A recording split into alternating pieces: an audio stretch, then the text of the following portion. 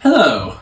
I would like to introduce you to my new book, The Last Vampire, a contemporary fantasy, young adult fantasy about, well, a vampire.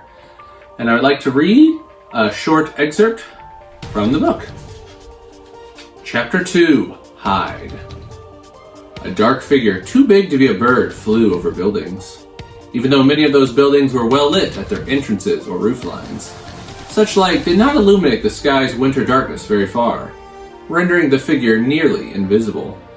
The black wings blended perfectly with the night, while from below the pale torso, arms, and legs looked like nothing but a sliver of moonlight. The figure faltered. The wings flapped with less and less power, and the altitude dipped. Melpomin reached the edge of a golf course, an incongruous bit of nature in this urban jungle, and his left wing clipped a tree branch. He spiraled out of control and tumbled to the ground. He landed with a thud that scared away 2 squirrels. Melpomin groaned and clutched his right arm, where a 2-inch diameter crater oozed. He winced as he reached back and felt the 2 small bullet holes in his back.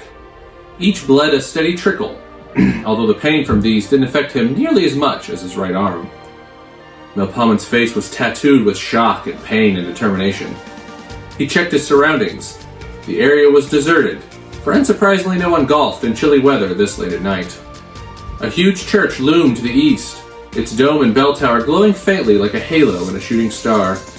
Melpomin had seen a map of Washington, D.C. before, but he in no way knew the city well enough to have a clue where he was, and even less of an idea of where he should go. The entire clan had stayed in a cheap hotel on the city's outskirts for the past 2 days, and he had some personal items there, but he wasn't sure which direction that was, and his extra shirts were not going to be much help in this situation anyway. Keep going farther away was the only instinct he had, and he had to rely on instinct because he knew that if he allowed his thoughts to take over, he would not have been able to keep going. He breathed heavily for several more minutes, gasping for air like a fish out of water.